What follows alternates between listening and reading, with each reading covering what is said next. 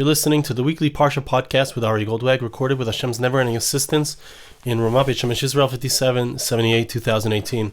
This week's Parsha is Parshas Emor, and just a quick plug right before we get into the Parsha, I want to just mention that I have a brand new CD that just came out. I spoke about the crowdfunding, which Baruch Hashem, we saw a tremendous amount of support, and the album has come out. You can get it digitally. Currently, you can get it on mostlymusic.com, iTunes, and if you want to be inspired by beautiful music that, upbeat and happy and makes you want to dance, and also beautiful slow ballads that are inspiring, check out my new album. It's called Lo Nafsik Lirkod, Never Stop Dancing. And you can type my name into Google, Ari Goldwag, and the album name Lo Nafsik Lirkod, and it will bring you to where you can enjoy it. This week's Parsha, Parshas Emor.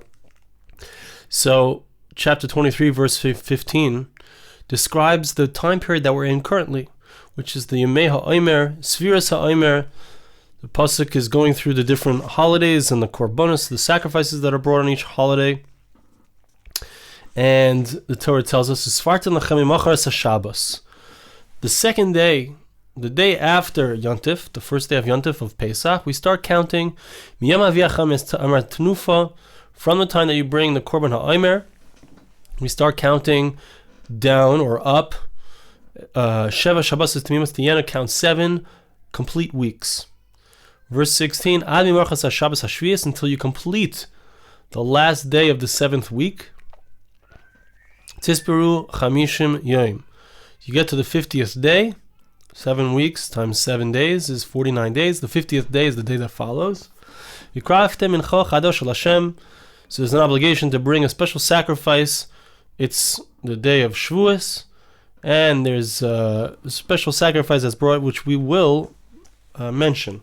But what I'd like to do is I'd like to share with you a beautiful piece from Reb Chaim Friedlander in his Sefer on the Parsha, and in Parshas Emor he has a discussion of the concept of Yetzias Mitzrayim, of the leaving Egypt and the aftermath of that, the counting down or counting up to the receiving of the Torah. What is the essence of the way that the Jewish people approach the world in getting away from the Yetzer Hara, the evil inclination, and the forces in the world which are neged the Ratzon Hashem, which are contra to the desire, the will of God. So here's the piece I'd like to share with you. It's very beautiful, and it speaks about, gives us an introduction and speaks about our time, the time period that we're in right now, counting down to Shavuos, or counting up to Shavuos, these 49 days, Yemei HaSfira. We're on today, for us, in Israel right now, it's day 34, and throughout the world. So the name of this piece is that the way of serving God has 2 distinct levels. One is running, and one is going out. What are these 2 levels? Yetzias Mitzrayim b'chipazon.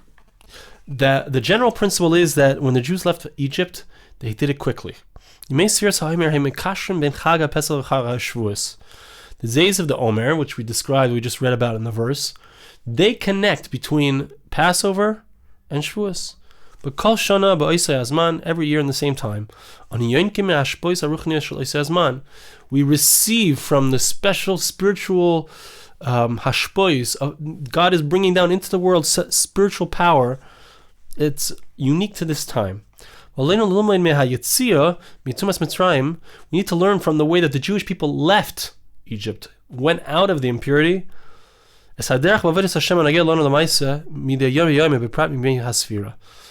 We can learn from the way that they left Egypt, the way to serve God each and every day, and especially in the times of the Sefiras Ha'omer, we're counting from Pesach to Shavuos. He tells us that the essence of the holiday of Passover, it represents the fact that we are leaving the spiritual subjugation of the Egyptians. Like we mentioned last week, Egypt is described as a place of tremendous impurity. The verse describes, in speaking about licentious sexual behavior, don't do like them, like the Egyptians. It was a place of extreme impurity. Because of Rashi says, the actions of the Egyptians were worse than all of the other nations. The entire purpose of going into Egypt, as we mentioned last week, was in order to give them a challenge in regards to the impurity which was represented by Egypt. The main aspect, the main concept of the exodus from Egypt was leaving the 49 levels of impurity, entering into a brand new place of spirituality. So now it's instructive in helping us understand, what does it mean to leave the impurity? What does it mean to be godly, to rise up, to be greater? It's done quickly. The verse in Deuteronomy chapter 16 verse 3 says, you left Egypt quickly. The verse tells us that it was told to the Egyptian king, to Pharaoh, that the Jewish people had run away. This is the first stage. The first stage is that we run out. The nusach in the Haggadah of the Rambam is that we left Egypt in a great behol, in a great flurry of action, of confusion. But we see that when a person leaves a place in haste, quickly, so there's an aspect which is missing. There's something lacking. We said in regards to the future geula, the future redemption of the Jewish people, the verse in Isaiah chapter 52, verse 12 tells us that we're not going to leave quickly. It's not going to be necessary for there to be a quick leaving. The question becomes, then why is it that when it came to Egypt, we specifically had a quickening, a hastening? What does it teach us?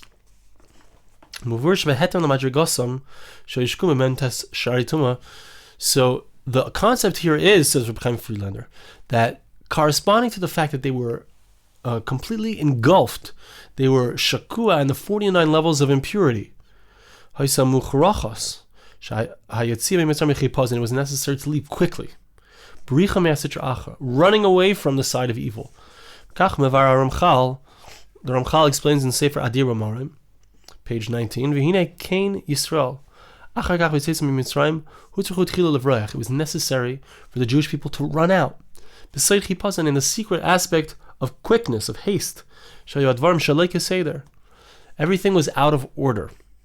The Jewish people were in a place which was out of order. The Jewish people are meant to be the highest, loftiest spiritual people, and they're in a place out of order. This has to do with the aspect of the secret aspect of the night of protection. Well, Shimurim, he doesn't say this, but it seems to be connected to the concept of the fact that we sit at a Seder. Seder has to do with, and we mentioned this before Pesach, the concept of the Seder is that things should be brought back to order. So first, the way the Jewish people leave, when everything is out of order, they have to leave quickly. But then, after that, so the next stage is that the Jewish people are coming out, Biyad Rama, with their hand outstretched. What does that mean? One aspect of the leaving, the first aspect was that they ran out. The second aspect was that they did it in a very comfortable way. Biyad Rama, with an outstretched hand, they were doing it like we're in charge. We're not getting shooed out. In order to get out of impurity, first you need to run. It needs to be, you're rising up, you're popping from the bottom all the way to the top, out of order. As our sages tell us, all of a sudden they were raised up from the lowest level of impurity to the highest level of holiness. That's out of order. However, after we have left and we have run away from the other side, from the side of evil, once we've left Shelo Keseder, out of order, now we went snap, now we have to do things in order. That's the function, or that's the aspect of the fact that the Jewish people were leaving with an outstretched hand. Like the Maharal writes. I'm sorry, the Ramchal writes. Soif davar yesh bricha v'yesh yitzia. In the end, you have running and you have going out in an ordered way. Bricha shelo al pi seder hamadregas v'chulei. Running away is not based on order. That's how you get out of the hand, get out of the power of the other side. But that's not going to last. The Ramchal says, if you just jump out of the Seder, you just jump to the highest level, that can't last. Therefore, it's necessary afterwards to come back. Things have to be done in order, one level after another, which is what we do. We start with Pesach, we have the Exodus, we leave, but then one day after another we have this whole entire period of Yemei HaSfir. We're counting down, we're doing things in order, one number after the other, as we get to Har Sinai, to receiving the Torah. Now the Reb Chaim Friedlander brings us a few different places where we see that this is true. We see it in regards, and I think there's not going to be enough time to read all of them, but let's look at it in regards to Moshe Rabbeinu, in regards to Moses, because we have to understand that Moshe Rabbeinu always represents the Jewish people. He is the Neshama Kailelis. He is the soul that includes all of the souls of the Jewish people. He's the great tzaddik. He's able to receive the Torah on behalf of the Jewish people. He's able to direct each and every single Jew in their personal tikkun and what they're supposed to rectify in the world. He understands all of them because he has a piece of all of them inside of himself. Moshe is the Kailel, Neshama Kailelis. So when we're going to speak about him, when we speak about him, so we'll see that the things that occur to him also will happen to the Jewish people. Moshe Rabbeinu himself, Moses has to run away from Egypt before the Jewish people leave. Or maybe the Ramchal brings other places where we see the concept of running. We find that Moshe, when he was a baby, he was placed inside the Sea of Reeds, because it represents the fact that he was inside of the husks of Egypt, the tumah, the impurity of Egypt. In order that Egypt should become subjected to the power of Moses, so it was necessary that he first be under their power and break out of their power. So with all of this, he's only able to protect himself, that he shouldn't be affected by the side of evil. He wasn't able to bring them out to freedom until the time came. Therefore,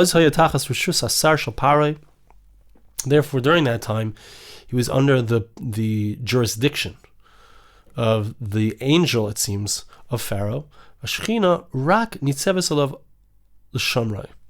The presence of God was there, standing there, watching over Moses in order to protect him. So first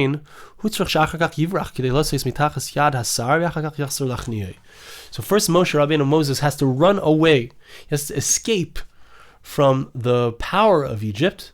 He has to run off after he's killed the Egyptian, and he has to find himself in the land of Midian. And by doing so, then he gets out of the power. By running away, we get out of the power in an unusual way, out of the order of things, and then we can, step by step, subjugate the evil inclination and the side of evil to us. Okay? So, I'm going to skip a little bit here. Moses, who was the redeemer of the Jewish people, so he had to first run out of Egypt. To leave the power of the angel of Egypt, in order that no impurity be attached to him from the impurity of Egypt. Amazing thing. Through this, he created the possibility. He was the trailblazer for the entire Jewish people. To be able to leave the power of evil, to leave the power of Egypt by running. Like we said before, the first way, the first stage of getting out of evil is running away from it. Suddenly, because if a person does it in a measured way, He's going to be pulled backwards. He's going to take maybe one step forward, but two steps back.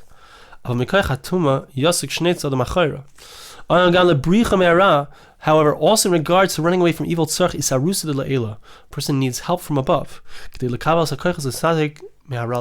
order to be able to detach from the power of evil and to run away. Right, so it's necessary. Moshe Rabbeinu himself requires a nes.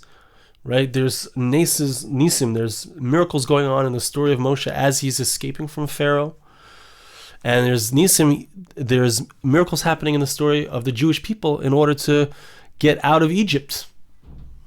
But the next stage is that after running away and leaving, it's necessary to now come in a slow and measured way, and with a foundation, in an orderly fashion. As we see, when it came to Moses coming back to Egypt in order to redeem the Jewish people, he has to come and do a constant and consistent service. He has to do it in a consistent way. By running away, he completely detached from the impurity of Egypt. Then he had the power and the ability to come back to Egypt and to redeem them. He says that we can see that it's something that's hinted to in the fact that he ran away when his Hashem instructed him to throw down his staff. And then it turned into a snake. He ran away from the snake. So there's a bricha, running away. Then he picks it up. Hashem instructs him to pick up the mata. And it becomes what? It transforms from a snake into a staff. And a staff is something which helps a person walk. So he has to go first from running away, then to going through the process of step after step. We find this also in regards to Jacob when he ran away from Esau. So first he had to run away, and in so doing completely detached himself from evil. And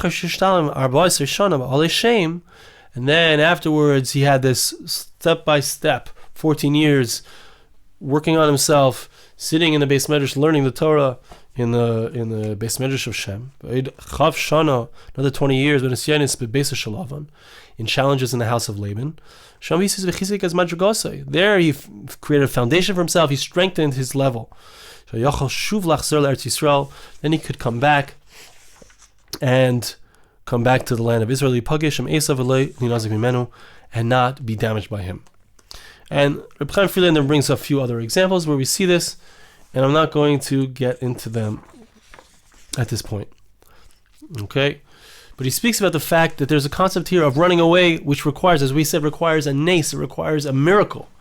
There's a rising up when we see a nes, when we see a miracle. So things are out of order, right? That's the concept of a miracle. There's a certain order of creation that Hashem created. The world runs with certain rules. When we see the rules are out of order, Hashem is, making the sun stand still, right? For Yehoshua, for Joshua. So that's a miracle. Things go out of order. That's something which is a throwing out from the lowest level to the top level. That's the bricha. That's the running away. But it has to be followed with an earning and coming back into the order of things and building up slowly in order to get to and to earn that level. Now let's talk about in terms of, and we'll wrap up here. Now we'll talk about in terms of the sphere, the time that we're in right now, which is referenced in our Parsha. You may have Sefira Aliyah if you say that Madregas. The days of the Sefira we're coming up and we're building level after level. When it came to the Exodus, so the Jewish people are not allowed to eat, when it came to Pesach, are not allowed to eat even a semblance, the smallest amount of Chametz, of leavening, of bread. Because it represents evil, and even touching it, even in the smallest way, it can cause them to be destroyed and brought down. So on Pesach, when we bring in the korban, and there's a special korban, special sacrifice that's brought, it can't be chametz. It can't be anything. It can't be any semblance of evil. We're running away right now from evil. If we are trying to run away from evil, if we even if we even touch it, we're in trouble. Even getting any benefit from it, you can't have it in your house, you can't see it, it can't be around. It was necessary to have complete dissociation from evil and from impurity. When it came to them leaving Egypt, so they needed God's help, God himself, suddenly, miracles. But it was still necessary afterwards that they should purify themselves, they should purify their souls. That's the whole entire concept of this sphere. We're going day after day, one level after another. The first stage required a sudden running away. But in order to give a foundation to their level, in order to make it real,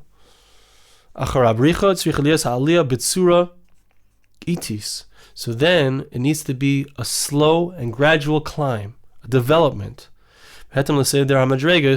corresponding to the levels of reality. Mem tes yom, we have 49 days.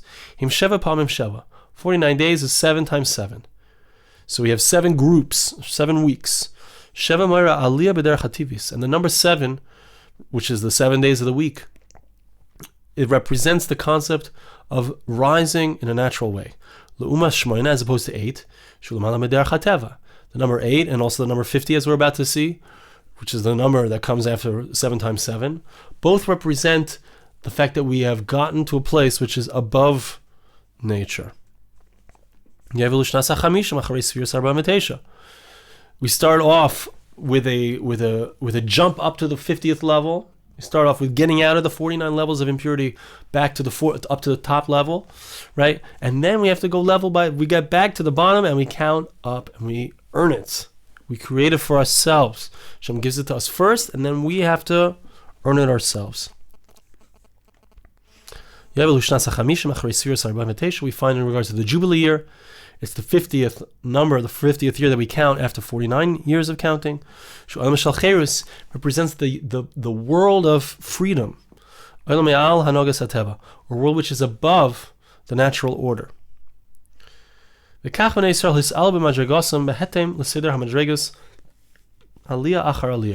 Jewish people also ascended one level after another until they received the Torah.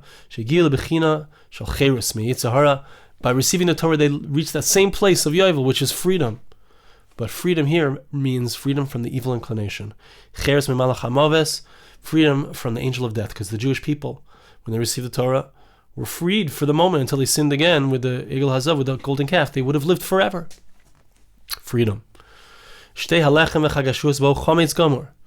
And so when we get to Shavuos, we bring a korban which is completely chametz. It seems to be something we're connecting to evil. After we've gone, when we're at the first stage, which is bricha, running away, we can't touch chametz. We can't have anything to do with chametz. But once we've passed through all the levels and we've earned that higher place, we get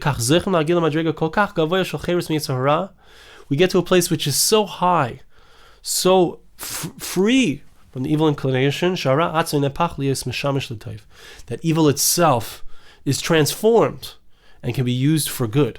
We can use now the chametz. We can bring it as a sacrifice or as an offering in the temple, and that's the concept here. That's the idea here. So I'll just finish up. We can, in this time, in the times of Seir, we can merit to access what they experienced then when the Exodus actually occurred. We can access that spiritual hashpah, that spiritual power, that influx that's coming into the world, aliyah b'madregas b'avodas Hashem, by ascending the levels in our service of God, until we merit to get to the holiday of Shavuos, when we have perfected these levels. And the bottom line here, I think, that we see is that when it comes to serving Hashem, when it comes to the Yetzer Hara, our approach to fighting with evil inclination has to be, we need to recognize that at first, sometimes we need to run out of there in a sudden way in order to, because if I'm in that area, if I try to get out level after level, it's not going to work. But after I've run out, so then the inspiration can die. And I need to work on it slowly to work up to that receiving of the Torah. Hashem should help us. I bless you and I ask you to bless me. Hashem should help us to recognize these two stages, to incorporate them into our lives.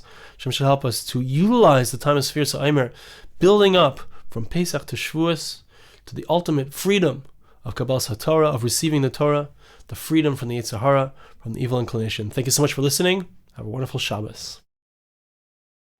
This podcast was made possible through the gracious donations of listeners like you. For more podcasts like this, please visit www.arigoldwag.com or search on iTunes Ari Goldwag.